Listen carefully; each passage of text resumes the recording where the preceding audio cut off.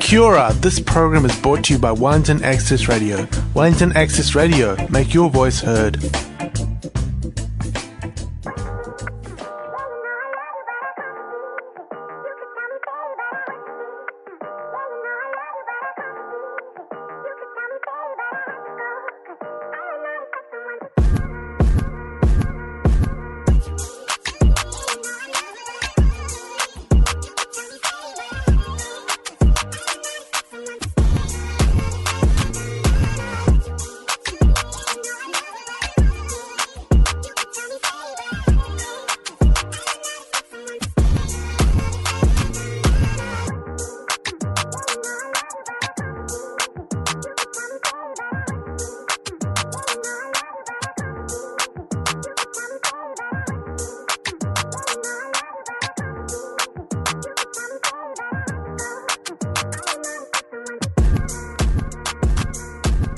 And welcome to the Blackhouse on 106.1 Wellington Access Radio. Well, on 106.1 FM, that's the word. I can't. I just can't do it. No, today, the verbal, spitting the lyrical. No, yeah. I think it's like the word salad. I'm just like I know what the station is. I've done this like 20 times at this point. Like, I was actually feeling the same. I was like, all right, I hope he's got this because I'm feeling shy today. I suppose we've all been locked in for long enough that we are forgetting how to human and how to verbalize our feelings and thoughts into sentences correctly. All right, so welcome to the Blackhouse on 106.1 FM, Wellington Access Radio. You're here today with Edie and Nani. I don't know what it is about Saturdays, but like last Saturday was fantastic, right? Oh God, it was so nice. This Saturday is fantastic. Isn't it? Just sit outside, like in the sunshine, just having a moment with my melanin and that UV rays. It was good. Like, yeah, I walked to Countdown, which is like a 40, like it's kind of 20 minutes, like the 15 minutes, they're probably 20 minutes there, 25, 30 minutes back. And it was one of those points I was just like, you know what? It was nice because it was just sunny and like it made the fact that I had to carry like a bunch of groceries kind of fine. You get that Ghibli movie feeling. It was like the right amount of like sun, but like not too hot, and I had the right amount of groceries where it was like weight but not like too heavy, and it was kind of just it was kind of nice. It was just like, wow, I'm enjoying myself. I get that thing sometimes when I'm doing laundry as well, where I'm like in the middle of a Ghibli movie in my head, like it's Ariete or like My Neighbor Totoro, and I'm doing some laundry and like a butterfly will go past and I'm like, they would have animated the shit out of here. Yeah, actually, I wonder what like I was wondering like what my animation style would be. Like that kind of thing. I'm just like, I don't have to wonder. I do it. I make it happen. I'm just mentioning that my animation style, I kind of like the Black Dynamite. Kind of like, God, yes. That kind of like, with like a 70s, like a kind of 70s filter. Like, no, okay, yeah. Are we talking about Black Dynamite today? Is that what we're doing? Because we could do that. We could do that all day. I could have like 6 or 7 episodes breaking down like, I don't know who's listening, but let me break it down for you. There is a cartoon, which was not originally a cartoon. It was originally a movie. It was originally a movie. The movie is fantastic. The movie is also fantastic. And if you are looking for required cartoon watching for the Black experience, do not watch Boondocks. Do not watch the Black Dynamite. Do not watch it unanesthetized. Please know that is some South Park levels of difficult to watch. That is like the Black equivalent of Faulty Towers for, you will flinch every 5 seconds. Oh, it's brilliant. It's so good. Like, it just, it makes that kind of sweet because it kind of feels like, so for people who've seen the Boondocks, like, the Boondocks was like a newspaper comic strip that was... Well, we assume that they have, but the thing about the Boondocks and Black Dynamite is that most people haven't seen it. It's weird because I suppose, like, so the Boondocks is like, if you want to see like the most kind of mainstream like Black people and anime crossover, the Boondocks was like it. So it started off as a newspaper comic by guy Aaron McGruder, and he kind of, I guess it was like his kind of commentary on the Black experience in the States at the time. Yeah. And it then got picked up as like an animated, and Regina King voices 2 of the main characters, who's fantastic, and that's 2 of the main characters. So, and it's cool because it's kind of this kind of, obviously it's like exploration of the Black experience, but also it's this kind of really satirical critique of the Black experience. Yes. And then Black Dynamite, like the background of Black Dynamite is that If has anyone seen that movie on Netflix? Call Me Dolomite, or Dolomite Is My Name. No. So it's Eddie. If you watch it, it's fantastic. It's what really kind of revitalized Eddie Murphy as like a serious actor. Right. But the whole idea is that he played this actor and kind of writer and comedian called Rudy Ray Moore. Yeah. So Rudy Ray Moore, in that kind of 1970s when you got like Shaft and like Superfly and all that sort of thing. Yeah. Rudy Ray Moore created a character called Dolomite. Yeah. And did like this blaxploitation movie, like the black action movie called Dolomite. Yeah. And then Black Dynamite is that kind of same. So if you're looking for the most comparable thing to Black Dynamite, Dolomite Is My Name, or Call Me Dolomite, or Dolomite Is My Name is the way to go about it. It's just the most easy connection. But Black Dynamite is almost this kind of like, again, this kind of piss take, a satire of that blaxploitation era. Yeah. And it's got all the cool things. So like there's a bit where like all the stuntmen, like one of the stuntmen like flies through a wall without being kicked or whatever, and that sort of thing. And the dialogue, and it's cringy, but it's fantastic. Like and it's got Michael J. White, so all the martial arts stuff is like real. Didn't your generation get over cringe? You were not about cringe. Your generation, right? At least as far as I remember, your whole generation was like. My generation was watching Ren and Stimpy, and your generation was like, "Fuck cringe, we're not doing that anymore." Ren and Stimpy, days. That was like. Did you like that? I was here for like 3 seconds. That was painful. That was. Bare painful. my bare minimum. That's this one. But yeah, no. But like, so Black Dynamite, it's fantastic. And then what they did is they translated it into an animated show, which just kind of went even more outrageous, and it had like always different critiques of like black experiences, especially in the 70s and 80s. So like they have this an episode where like Michael Jackson is an alien. Like yes. The Jacksons found. The Jackson was a Jackson 4 that wasn't going to do too well, and then they like found this crashed alien spaceship, and Michael Jackson is this kind of like alien parasite. Yeah, and it's brilliant. And they have like they do like a Black Jaws. Yeah, and it's just fantastic, and it's just kind of balls to the wall crazy. Like so, the net statement is go watch Black Dynamite, and go watch the Boondocks if you have not seen it. Required watching, yes. I'll tell you, the best thing about Black Dynamite was the soundtrack. Oh, what? Yes! Because what happened is they got like a legitimate like funk, soul, R&B, like neo-soul producer, like composed all the music. So all the music is kind of like serious, but it's done so well, and it just completely doesn't match the movie. we might have to like look something up and make sure we like place it like one thing. Just let me. I don't actually remember. I'm gonna see if I can find the soundtrack. Like I remember loving it, but I actually don't remember Black Dynamite. The Black Dynamite. We could play the theme. Okay, we'll make this our first jump to a music break. So what we'll do is we'll do the Black Dynamite theme, and then what we'll have is I think we'll have something from Dynamite. Hang on, let me pull that up there. Hello everyone. Oh my gosh, like we're back on there after a big lockdown, and we're here to entertain you with our silly nerdy ways because we don't know how to be anything else, because as it turns out being a nerd it's chronic, it's forever, it's terminal. It will be the death of me. Sweet. Okay, so we'll do the Black Dynamite theme from Adrian Young, and then we'll play One Spirit by Ruby Doo. So let's get into it. I want to tell you a story about a friend I've had. He's a mean motherfucker and he's super bad. So grab onto your seats and hang on tight while I tell you a story about Black Dynamite.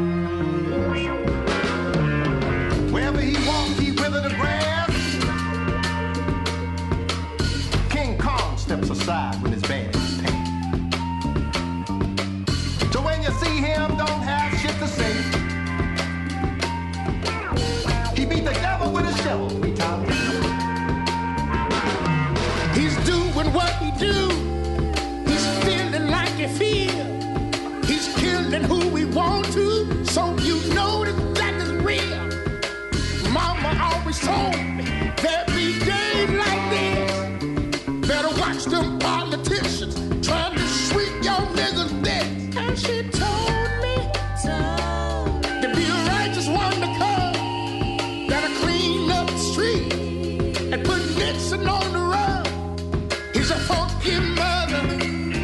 This car is out of sight. This nigga took out Nixon, so you know he's dynamite. He's killing in the street. He's killing who he be. Flames ignite when he's inside. He's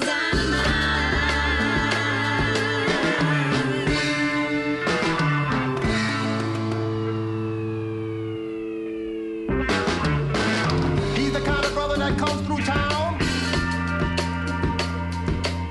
put his finger in the ground, turn the whole world around, and they'll be hauling you out like a cheetah runs fast. If your mouth right to check, that your ass can't get. use kung fu when it want to, have sex when you please. When the world hurt the children, brought the world to its knees. A mastermind plan, a cracker had to cook. He killed his brother Jimmy, so he killed them dirty crooks. He had the last stand. No more sell out politicians, cause he stuck it to the man. It's the children that he teaches. We won the fight with dynamite. He's pillaging the streets. He's killing who he meets. Flames ignite when he's inside. He's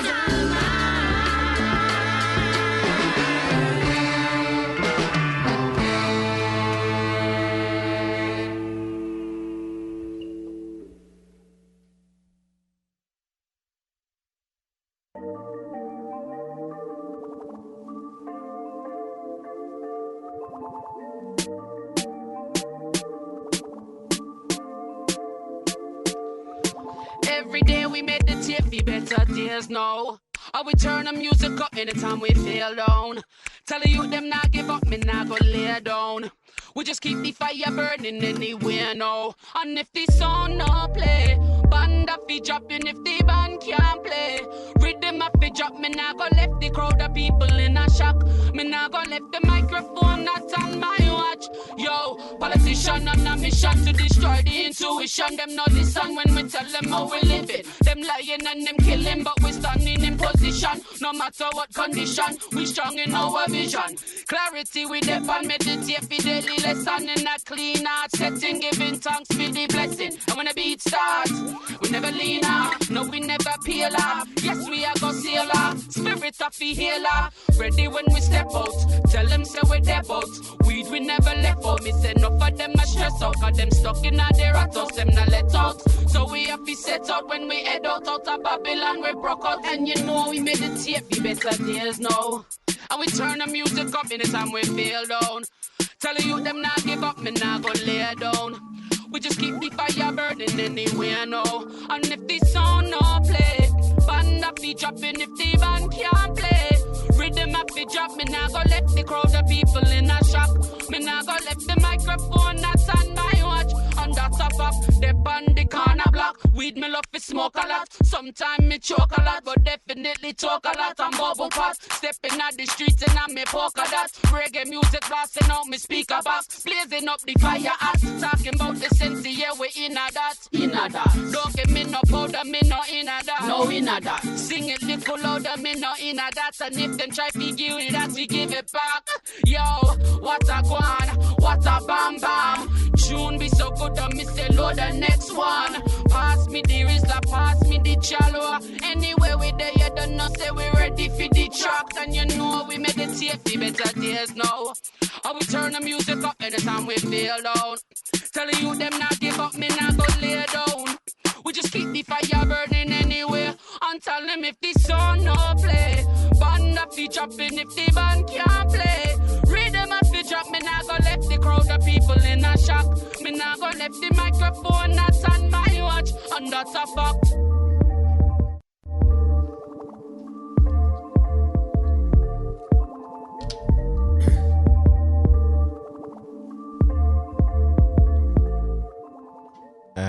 are back on the Blackhouse 106.1 FM. That was Ruby Doo. That was. Do you know what? Like I love our studio, but like we're just talking like the one thing that studio lacks is like a window out onto the street. That would be fantastic because it's nice like just having. It would be so cool just to have like you can just look out on the street. You have like some really nice music going. I reckon. Maybe we should talk to the station and be like, "Can you guys install a window for us?" No, can y'all put like a speaker like on a balcony somewhere on the street level? Oh, I see what you're saying. Like they do that in some of the bars locally. I think even Viva does that. They have a speaker out the front. Because then what would be cool is then. I think it would kind of work not just for our show, but for all the shows. Like suddenly you have that ability to be like, okay, you have different music, different people, different conversations, all happening. And it's all just being broadcast out into the street. And I get like, well, some people would be like, noise complaints, but also just, it would be nice. Yeah. Because I feel like you get like a day like today, like those two songs are like ideal. Like it's sunny, we're outdoors. So what we need to do is like I have a concept now, which is we take a big boombox downstairs and we turn the radio on, and we have like a crew inside, but always when it's us inside, we have like a boombox. Like forget everybody else, we just have like a boombox for when we're here. If someone would like to be the Blackhouse's like the boombox person, so every Saturday from 3 to 4, what we'd like you to do is we'd like you to take like a large speaker system and just sit somewhere, just like promote. Sit on Cuba or sit like on Taranaki Street or like sit somewhere where there's people, there's traffic, people coming past, and just be like, and just listen to it. Like, right? Gather some people around. Like, all right, we're gonna make it happen. We're gonna make that real. Yeah, we'll be taking applications. So this week we are. For whom may listen, we are doing a small analysis on Black media, which is a good. Black Dynamite is a good place to start. Wakanda Forever is a. It's like funny because it's Black Panther. I'm like, no, Wakanda Forever. The entire Black Panther series, of which we are not just talking about the movie. So that's like a deep dive. That's like right, like the recommended reading list of like Black media. Yeah, like if anyone, to be fair, if anyone wants to like read Black Panther, like hit up the show because. When Chadwick Boseman died, Marvel, oddly, and I don't necessarily agree with it, but I got comics out of it. Mm-hmm. But they put up like every Black Panther book that has ever been written for free. Mm. And it's one of those things that if anyone wants to kind of like read Black Panther, like I have all those on my Marvel account, on my digital account, hit me up because I will just be like, here's the login. Yeah. Read all of this. Yeah, no, Black Panther was huge. It was really big. It was a bit of a game changer for everyone in the comic industry, just being like, oh, wait, no, that's us. That's relevant. That is us being seen in a superhero light, like we are being super heroically uplifted by this media. And it was one of those things like, because I found it interesting, like,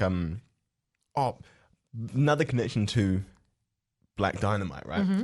Is that obviously the first two kind of Marvel Black superheroes were obviously the Black Panther and Luke Cage. Yeah.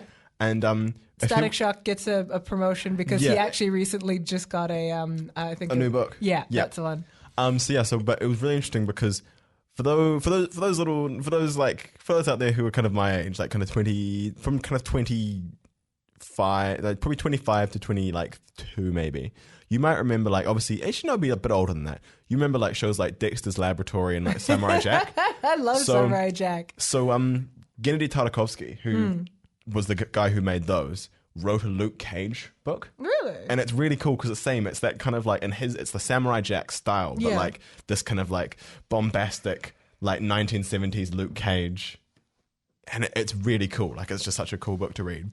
But while we're on the subject of superheroes, I had something that I've been thinking about all day. Okay. Because, so the how I got onto this was that I was in the shower listening to some like my favorite song, like Disney song ever, is "Friends on the Other Side" from Princess and the Frog. Oh, really? It's just one of the things where it's just Keith David singing to me. Yeah. And he's like he's this voodoo bokor. Yeah. And it's one of those things where it's like, I love that song. Yeah. And then I was sitting there, I was like, Do you know who would make a great like General Zod from Superman? Would be Keith David. Like he has that kind of like imperious, like gruff, kind of like deep, like voice. That I can just imagine like General Zod having. Yeah. And then the idea was like, and it's one of the things is like I had an idea was like, what if how there was a series that came out that was like an alternate Superman story, and it was like where Superman had crashed in like in the Nevada, in the kind of desert between Mexico and the US, and was found by a group of people crossing the border. And the thing is that up until that point, like Kal-El wasn't like an actual physical being. He didn't have like an actual form. But then when like the pod was open and the first human he came in contact with, he adopted their genetics. Right. And that's something I reckon would be really cool from a Superman story. And I think like a Black Superman story is that you have this idea of like Krypton, and everyone has this, like, but then Krypton itself isn't really like the people, like Kryptonians aren't like really physical. They're more like energy. Yeah. And then what happens is that when they come into contact with some like another species, like it's like they adopt their traits. Yeah. So then what's happened is that's why it's the part of the question was like, how come is like of all the places like Superman ends up and is white. And it's the point of just like, which is not a bad thing. With a Jerry curl. Yeah, with a Jerry curl. Boy has a Jerry curl. That single Jerry curl, right? But it's that thing of being like, how does that work? And it was almost like it's not that Krypton. It's not these aliens look human. Yeah. It's not like Superman doesn't arrive on Earth this kind of fully like as an alien that looks human. He arrives on Earth at completely something that's non-human. Yeah, and then by coming into contact with people, becomes human. Lore building for the whole superverse is actually pretty good. Like this concept that like Kryptonians have their own completely different, morphic field that just maps itself to whatever it's local to. I like that. I've never heard that before. That's dope. Did you come up with that? Who came up with this? I'd seen something kind of similar to it before, but I just had the thing of like, what happens like if like where Superman crashes, because there's lots of different stories. Like, what if Superman crashed in the Soviet Union? What if he Russian Superman? Honestly, and then there's another one. It's like, what if he crashed in Germany in 1937? Right. Or something like that. There's always things like where, or at the end of so it's the thing of like where Superman crashes always kind of seems to like you have stories that spin out of that. And I reckon a really cool one would be like you have him like crash in like Harlem, or like have him crash in Harlem, or I don't know, something like Tulsa, and have that kind of thing, because I can be all like the story did. It had him crash with a whole bunch of people crossing the American the border into this US. So he grew up, and it's the whole thing of how different experiences shape the values of Superman, right? And it's an idea of like suddenly here's what being from like being like a migrant or an immigrant family. Yeah, here's how that shapes Superman's ideals. I mean, I've seen some different like world building for the Kryptonians in terms of like Superman isn't a human, like he, and I think that there's this really funny thing where a lot of the people who are fans of Superman, some of the better writers for him actually do give that immigrant non-white experience quite well. Like they're sort of like, actually, turns out Superman understands discrimination. He understands like fear politics. He understands like being othered. He understands not fitting in. Like he there is levels on which he exists. In fact, one of my favorite speeches, being a 6'3" Black woman who powerlifts, is Superman's whole speech on like the paper, like having to walk around a world that's just made of paper when he's as strong as he is. That speech hit hard. And it was something that you sort of, I have had this conversation with other like people who are super tall or like reasonably strong, where you stand up into a light bulb and smash it with your head. Yeah, no, like, sit onto a chair and it crushes beneath you. The amount of light bulbs where I've like stretched and like punched out a light bulb. Okay, can I just point out that there used to be a cover on the light switch in my like hallway, but I stretched and I punched through it. So you just get to this point where you're just like, why the is everything so goddamn small and fragile? Like, and when he gave that speech, like, and it's funny because I'm a girl, so it doesn't feel like it would hit as hard, but like, it hits even harder as a girl because I'm like, here I am trying to be a delicate feminine flower. Fuck, I punched through something again. God damn it.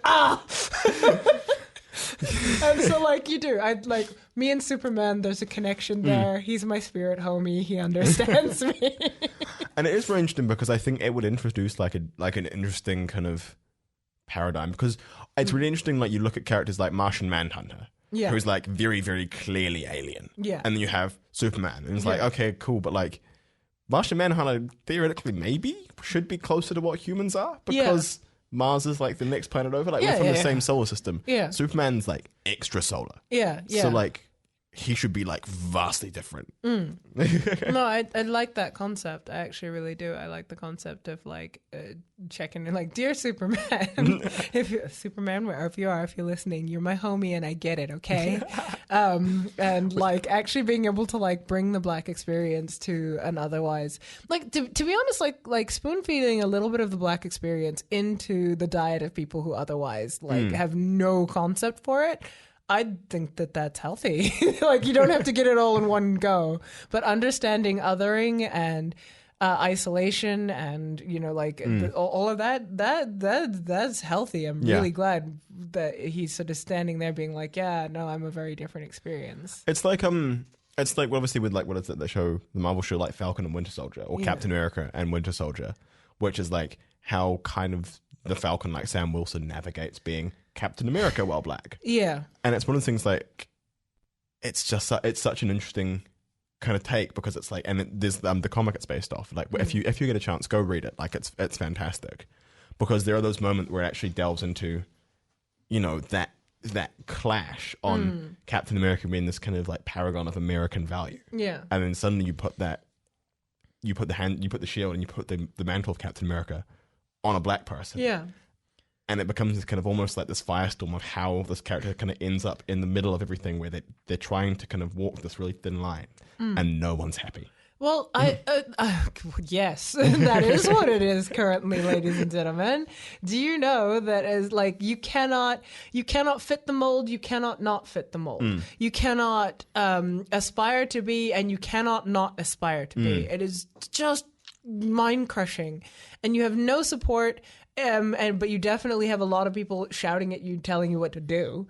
And I felt the symbolic weight of Captain America handing the shield to a Black soldier. Like that was huge for me. I was like, because you could see that Captain America thought this through. He was like, I'm gonna give you a pain in the ass that you're never going to forgive me for, but I think that you'll figure it out. And I think one of the things is that as a member of the Black diaspora, I felt that, because I found myself going, oh, okay, that's not just a bit of canon, that's symbolic. Yeah. You need to be aspiring towards what the ideals are for you and your people, and that's going to be a painful journey, and I would like, but we're here for you. And I was just like, oh, you know? And like, here we are, you know, years, it's like a few years after that, and like we're all stuck inside from COVID. We've had some time to think, and like we many of us have lost our jobs, many of us lost our friends and family, like you know, and so there's this thing where I have found myself asking the question, what are acts of service to the divine? What is the work I should be doing? And like, I feel like the question when you're handling that like big shield to you know, black Captain America is like, what is the divine work in front of us? What is the work of the ideal that we should be striving towards? What don't we have that we could have that we should be working towards? And I think that was incredibly, like, it was big. It was big. And like, it, you know, we in the nerd community got hit by that first, but like, I feel like the ripples of that decision are going to be felt outside. And it's, I feel like that, like, from the comic standpoint, like, I remember that, like, the whole Sam Wilson becoming Captain America. Yeah. And that was, I would have been at the end of high school, and that was like big. Yeah. And then it's been one of those things that I guess has made me critical of comics as a medium because, and obviously the idea that you need to maintain like a status quo. Yeah. And it's things, but there was like a 2-3 year period where Sam Wilson was Captain America and it was fantastic. Yeah. And then he wasn't. Yeah. And then the moment that happened, the character had like one series that lasted like 6 issues and then it canceled and then it just kind of faded into the background again. And I think that's one of those things that I find kind of sad but also interesting. It's just watching that kind of ebb and flow. Yeah. But yeah. Well, I think that the truth is that there is a transition right now for American ideals. Like, there was a time where your 2.5 kids capitalist dream was one attainable, and even for the Black community, we had our own Wall Street. You know, like the burning of Black Wall Street is the biggest tragedy that has ever happened, second to the like Library of Alexandria. There's like what is it, like the thing is, it's not even just one Black Wall Street. Yeah, there's like like when we say burning of Black Wall Street, it's like obviously the horrific one is Tulsa. Yeah, like that's the one that has really entered like the American and the global kind of mind space. Yeah. But that was in North Carolina. Like it was talking about there was the football stadium at the uni that I was at was named after a man who had led a white coup against a multiracial like city council essentially in what's it called? I can't remember where it was.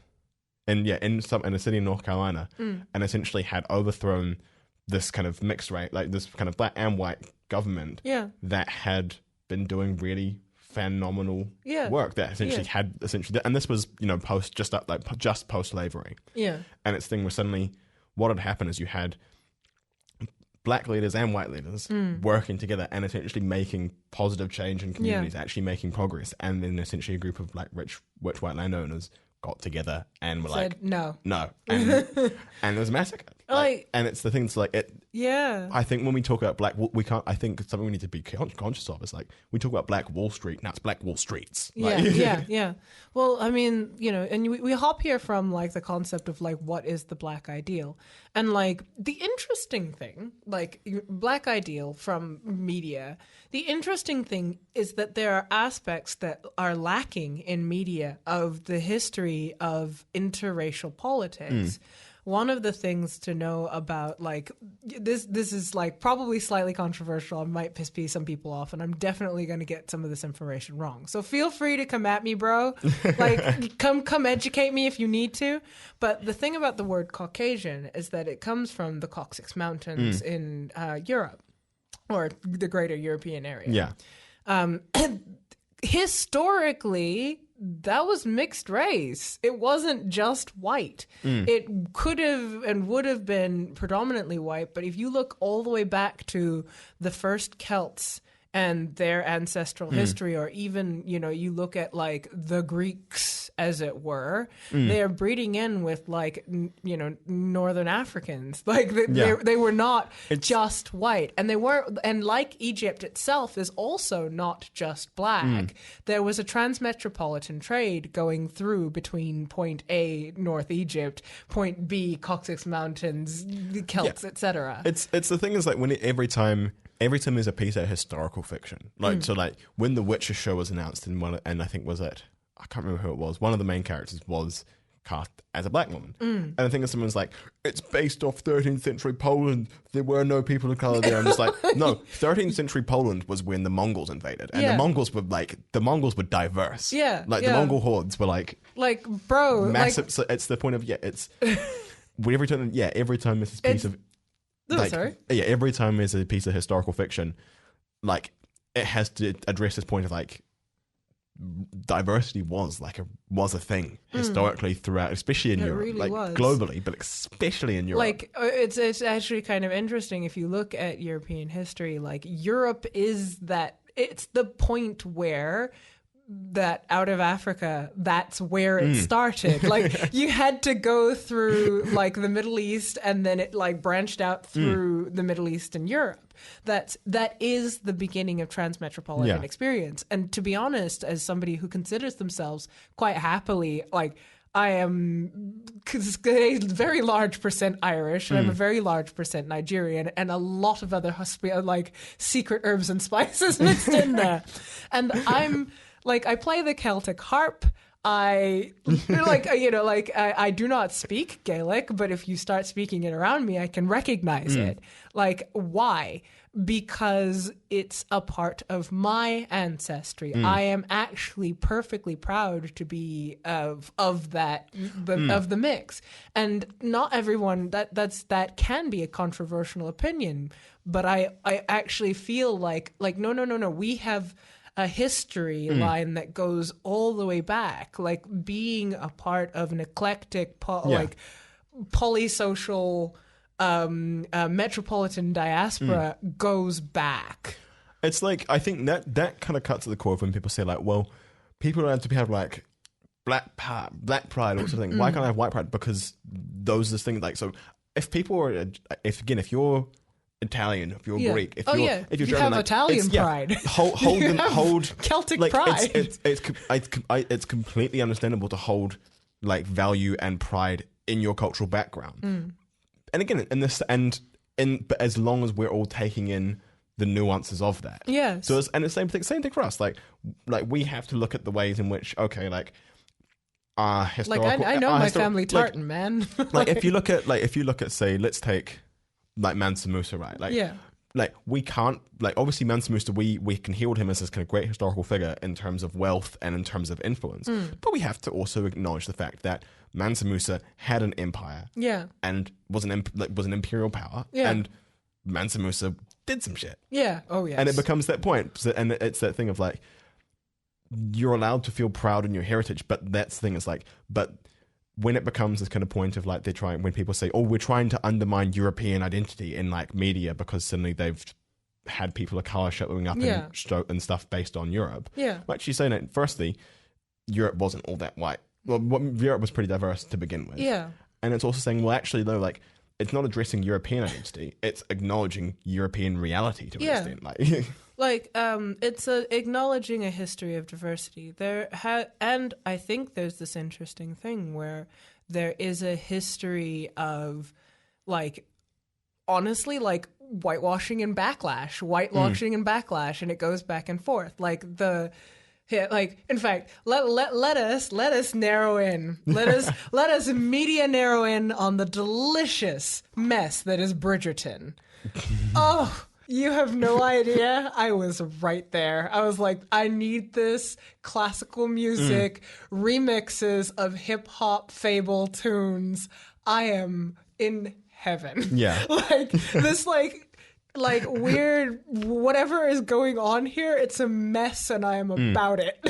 So the thing, the criticism I had of Bridgerton is that Bridgerton would have been significantly stronger, and the people of and the fact and the kind of message of like of just having people of color be there would have been completely fine if they hadn't kind of had to rewrite.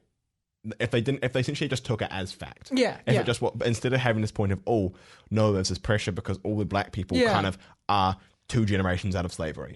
And they're trying to make sure that they're kind of like navigating that. No, like just let it be. Let it be. This is just how Europe. This is just how society is. And you know, like you get this thing where sometimes you're educating people and they're like blah blah blah and Count of Monte Cristo, etc. I'm like, he was black. Like he was like he wasn't just black. He was mixed race specifically. Like help me out here.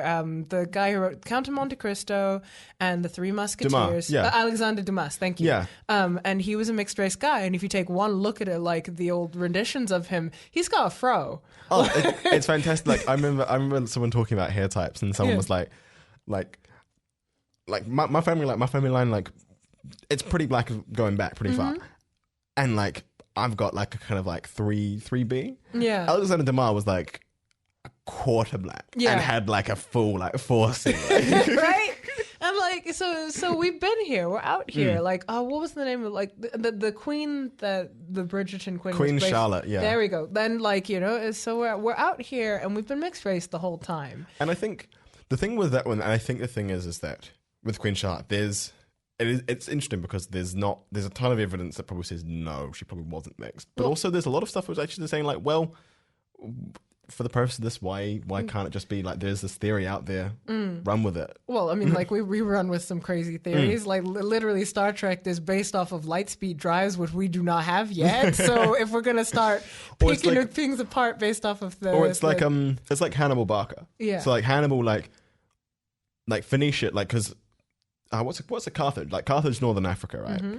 But the Barcard line had originated from Phoenicia, which is modern day Lebanon. Yeah. But at that point, by the time Hannibal comes on the scene, they'd been in Phoenicia and Carthage for like 500 years. Yeah. And you think they sit there and go, okay, cool, like that's like the point of time you're like, okay, there's definitely been some intermix. It's like it's the point of like Hannibal in some ways probably was black, but also like it's one of those points that it's like, but it's also saying, I guess that's the historical point where I think as black folk, we are now entering that space where we can go, well, actually, like there's evidence that says maybe Hannibal was black, maybe Queen Charlotte was black. Let's go with that in the same way that up till now, those have kind of been stripped away and erased from us. There's this thing where like we're trying to re-navigate this image within European spaces, which has been sorely rendered from us, where, the only two, like, there's only three axes for which you can be portrayed in media.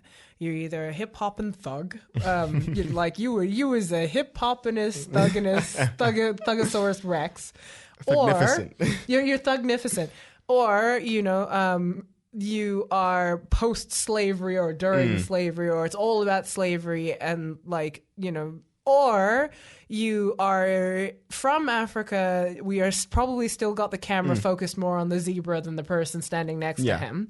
And you're probably starving to death. And it's or the noble savages. And those are the axis you have. Oh, sorry, you can also be a too talky, verbally over opinionated black woman. Yes, I exist. I'm out here. I'm fine with this. I could going back to your point about looking at kind of.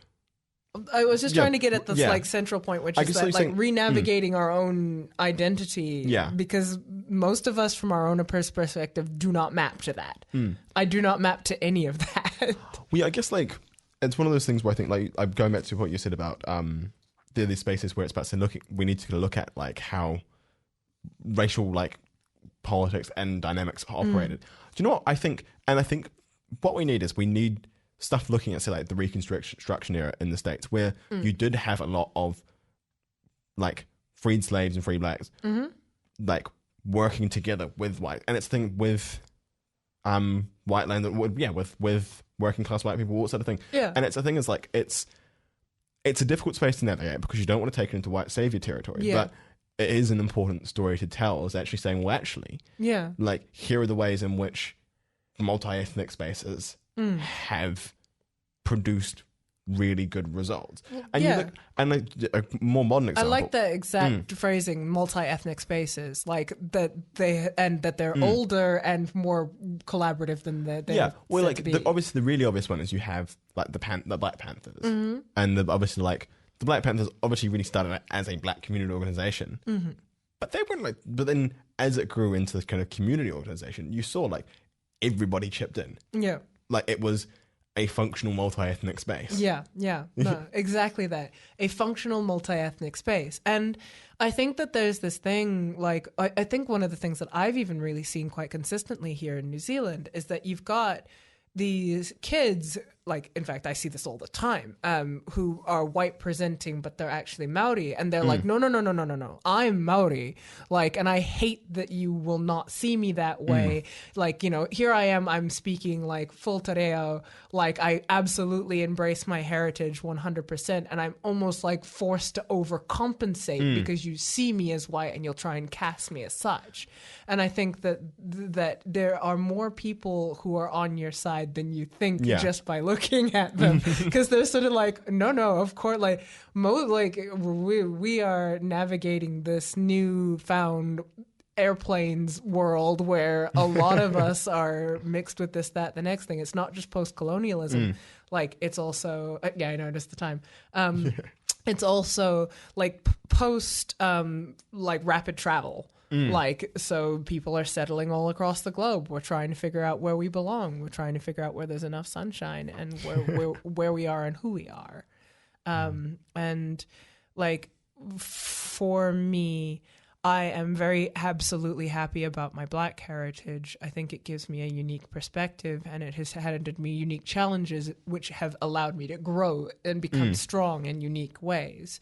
But I often feel exactly that, need to either split or silence that experience, because the concept of multi-ethnic spaces and multi-ethnic experiences is not portrayed in media very well, and it should be, like, because that's a huge percentage of the planet. And I want to see it. Let me have it. I want to see it. I want to see it. I can show you a world. In fact, I have like one last thing to say. One last thing. So I say I want to see it. I went to the States, and my daughter, she's 90% like she like, coming from as much Irish as I have. Her father's like Scottish English. And so she's quite fair, like blonde hair, green eyes, fair skin. And I went to the States, and I got given a book by a friend of mine, Yesenia, called Honey Smoke, which is a kid's book on, so you're mixed race, what do they call you? Am I black? Am I white? What am I? And so she settled, like, the book is all about how this little kid settles on. It's just like, nah, I'm Honey Smoke. I'm honey like my mama and smoke like my dad. And like, that book put my daughter's mind at ease on a level that you cannot fathom. Yeah. Because she saw that other people, that this was so normal that other people had made a book about it. And she decided that she was like, what was it? Peanut butter white chocolate. I was just like, yep, there we go. You will find your name. Peanut butter white chocolate by Whitakers. Peanut butter white chocolate by Whitakers. Okay. Anyway. Okay, so what we'll do, we'll jump to another song or two, and then we'll kind of come back to our closing of the show. But what do we feel? I'm feeling Strange Fruits by Nduna. Oh, very good. Yes, please. Strange Fruits by Nduna, and then we'll go Izina by B-Wise, Sampa Great, and yeah, we'll run it from there, I think. Yeah. So here we have Strange Fruits. Strange fruits, holler at me. These strange fruits, holler at me. They say go back to the motherland. Go back to the motherland. They tease me, I'm black. Look, the darker the berry, the sweeter the juice. You just like that you better. Young boy from the motherland. Never sell them your dreams. City is so gold. Diamonds so pure, even strange fruits they say. Holla, holla, how much them dreams cost? Holla, holla, how much them dollar cost? Strange fruits, holler at me. These strange fruits, holler at me. They say go back to the motherland. Go back to the motherland. They took my heart out to the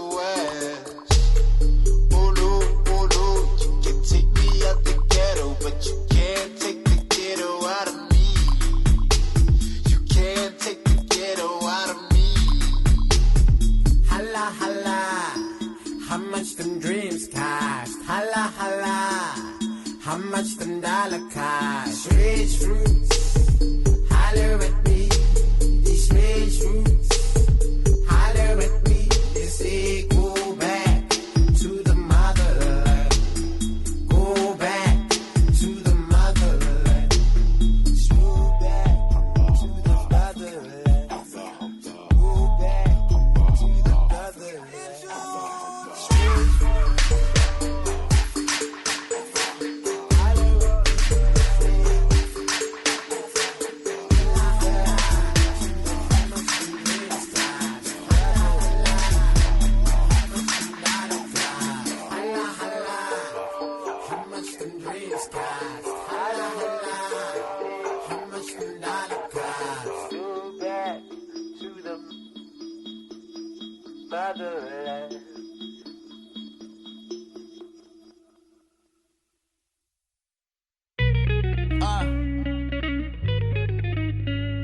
political. Said I'm looking for the old me, true one that walking. Said I'm coming home to real ones before me. Looking for the old me, true one that walking. Said I'm coming home to real ones before me. Said I'm looking for the old me, true one that walking. Said I'm coming home to real ones before me. Yeah, looking for the. I know it's been a long minute, I'm alright though. Just reminiscing about your bestie in the night though. Feel your spirit, so I know you've always been close. Finally understand the reason that you had to go. Tell a friend, tell a fan, say I'm coming. I was lost, now I'm found with some money. Got my flag and I wouldn't try for nothing. Back now, so I know they gon' love it. Oh yeah, what's up? Let me get it moving. We gon' come on, show you how to do it. Big up, say what? Family be the truest. Hermits with a heartbeat, got me sticking to them. Like a beat, yeah, I feel it in my chest. Palm line got me right, so I swing to the left. About time I arrive, when I come bearing gifts. Break bread with my brother, show love to my sis. For the old me, true one that walking. Say I'm coming home to real ones are for me. Said I'm looking for the old me, true one that walking. Said I'm coming home to real ones are for me. Said I'm looking for the old me. Said I'm coming, said I'm coming, said I'm coming, said I'm coming, said I'm coming. Said I'm coming home. Said I'm coming, said I'm coming, said I'm coming, said I'm coming, said I'm coming.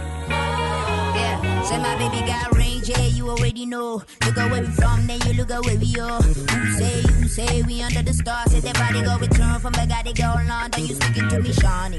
They wear banani, some other great, my yo, I couldn't even Africa the greatest sign, even at the flaunt, and now they love us in our music and they wanna be about it. Aye, when they talking to me, aye, aye, aye, white G, aye, aye. We call it punchy, man, I'm gone soon. And it feels so good, just to know I have a zone where I feel that I belong. And I know I'm finally home, cause I feel it in my heart and I feel it in the song. Can you play it for the old me, true one that walking. Said I'm coming home to real ones are for me. Said I'm looking for the old me, true one that walking. Said I'm coming home to real ones are for me. Said I'm looking for the old me. Said I'm coming, said I'm coming, said I'm coming, said I'm coming, said I'm coming. Said I'm coming home. Said I'm coming, said I'm coming, said I'm coming, said I'm coming, said I'm coming. Ibo kwenu, okwano wana imoke. Ugo chukwu from Australia. Awesome man, oh man. Coming home with a good music. Oh yeah.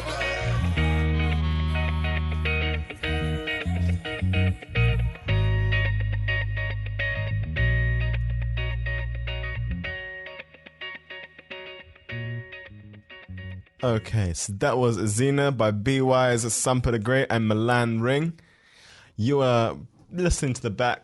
Yep, let me You were rewind back that. on the Blackhouse. Let me rewind that. You are back on the Blackhouse, Wellington, Access Radio, 106.1 FM. Yes. We're just coming up to the close of our show now. So Nani has like 30 seconds to run over her final thing she wanted to say. Read The Warmth of Other Suns. Read The Warmth of Other Suns and read The Warmth of Other Suns. Read The Warmth of Other Suns. Read this book. Yeah. Also, if anyone wants Black Panther comics, hit me up. So we've enjoyed being in studio here with you today. We're working on getting our boombox out on the street so that for all y'all walking down Cuba Street, y'all can like stop and listen for a bit. Yeah. And hear some tune them. Tune them in. And yeah, thank you. We'll see you guys next week. This is the Blackhouse with Eddie and Nani. Mm-hmm. We're going to pull up a garage instrumental that I found. It's from a producer called Beloved Assassin. The reason we're doing this is that the album art cover is like the Assassin's Creed Ezio with Tony Stark's face in it. Yeah. And this album artwork is just fantastic. So we're just going to close off with this. Hang on, let me just make sure that's paused. Right, this is Do You Really Love Me by Beloved Assassin.